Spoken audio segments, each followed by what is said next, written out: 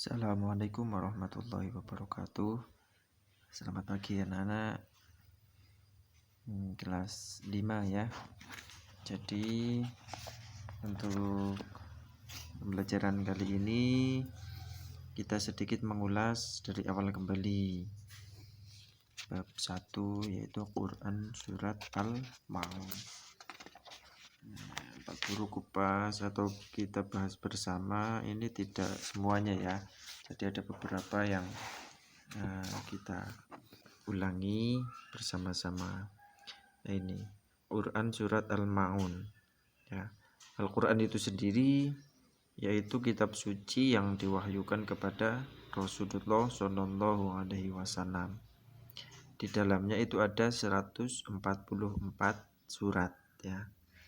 Sedangkan surat Al-Maun merupakan salah satunya. Al-Maun sendiri memiliki arti barang-barang yang berguna. Nah, surat Al-Maun jumlahnya itu ada 7 ayat. Kemudian termasuk ke dalam golongan surat Makkiyah karena diturunkan di kota Mekkah dan sebelum Nabi hijrah ke Madinah.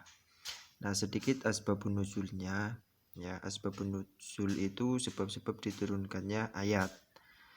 Nah, ayat pertama sampai ayat ketiga itu ada sebabnya. Sebabnya yaitu yang mendasarinya yaitu pada suatu ketika ada seorang anak yatim yang meminta daging unta ya. Ada orang yang menyembelih daging unta, kemudian ada seorang anak yatim yang memintanya, namun pemilik daging unta tersebut tidak memberinya, bahkan menghardik dan mengusirnya. Karena peristiwa itu maka diturunkannya ayat 1 sampai ke 3. Nah, orang yang menghardik tersebut itu masih menjadi khilafah ulama ya. Ada yang berkata itu Abu Jahal, Abu Sufyan, atau Al-As ibnu Walid. Nah, kemudian asbabun nuzul ayat keempat sampai dan ketujuh itu menurut riwayat Ibnu Abbas radhiyallahu anhu itu berkaitan dengan orang-orang yang munafik, yang mana sholatnya itu rajin, akan tetapi niatnya itu bukan karena Allah, namun karena dilihat oleh orang lain, makanya sholatnya jadi rajin, sholatnya jadi khusyuk ketika dilihat oleh orang lain. Selain itu, orang munafik juga enggan atau tidak mau memberikan barang-barang yang berguna yang dimilikinya kepada orang yang membutuhkan, atau dengan kata lain tidak mau membayar zakat. Nah, ini bunyi surat Al-Maun ya. Bismillahirrahmanirrahim.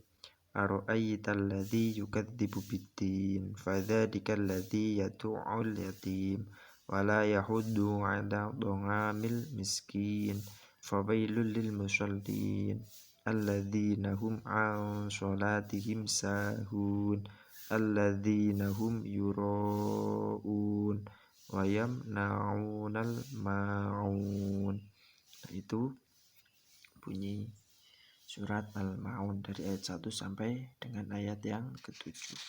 Untuk identifikasi tajwid, Pak Guru harap kalian di rumah senantiasa rajin berangkat ke TPQ atau berangkat ngaji, yang mana dengan sering mengaji insya Allah tajwidnya itu akan lancar. Karena kalau dibahas di sini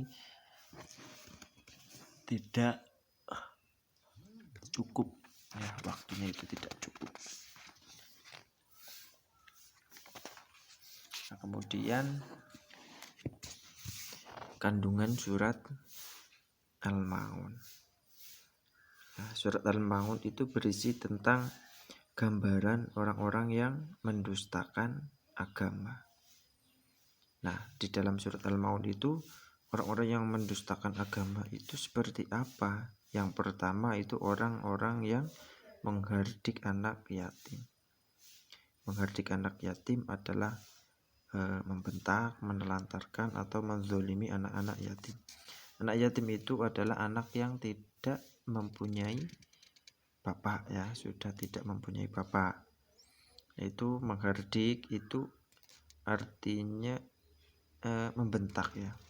Entah itu membentak, ngomei, kemudian menelantarkan, anak yatim membutuhkan bantuan tapi kita tidak mau membantu sedangkan kita mampu, kemudian menzolimi, nakal. Nah itu tidak boleh, karena sudah dijelaskan di surat Quran, surat Al-Maun ya.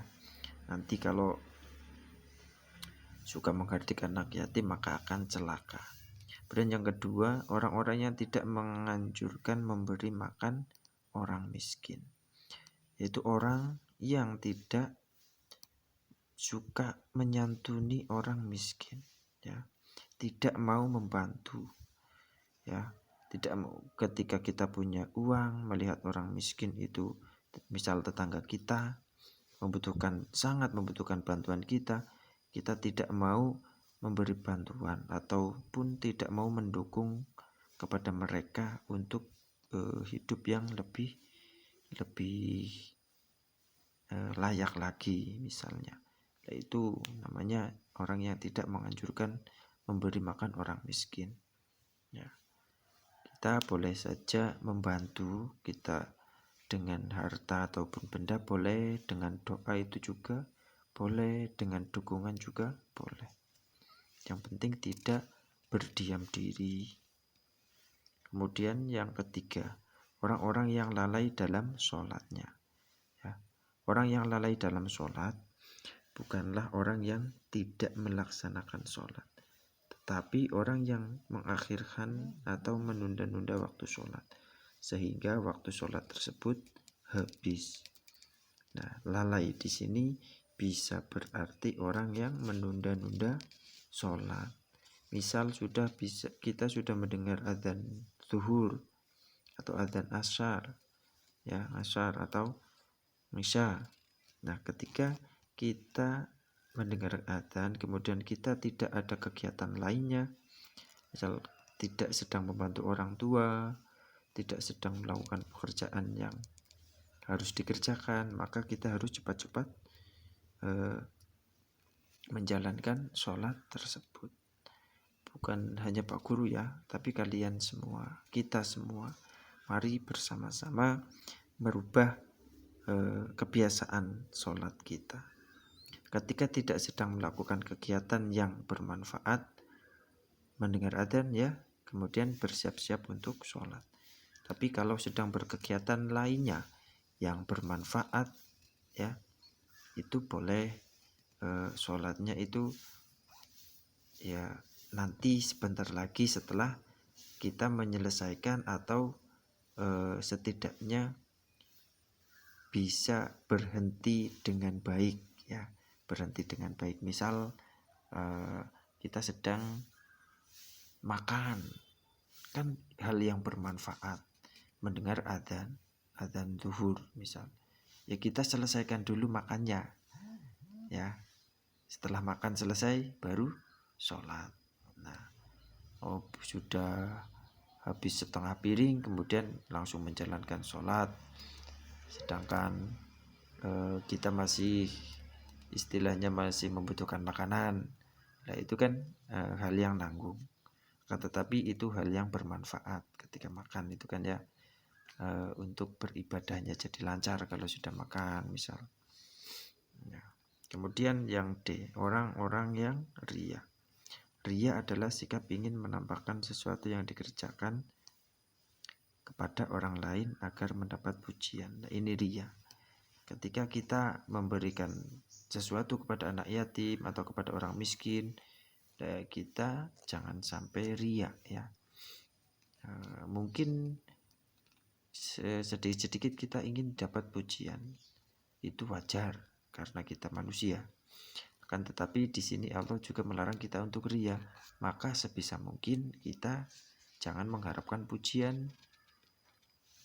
Sulit apa tidak? Awalnya mungkin sulit ya, tapi lama kelamaan kalau kita biasakan, kita hanya mengharap ridho Allah, itu insya Allah bisa dengan menghilangkan riya. Kemudian enggan menolong dengan barang yang berguna.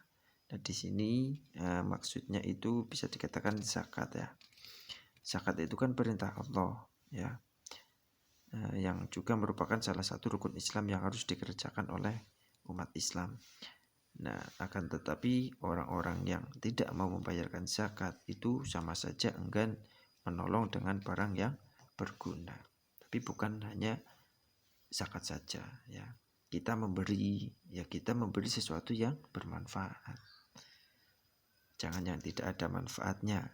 Entah itu manfaatnya secara lahiriah ataupun secara moral, ya.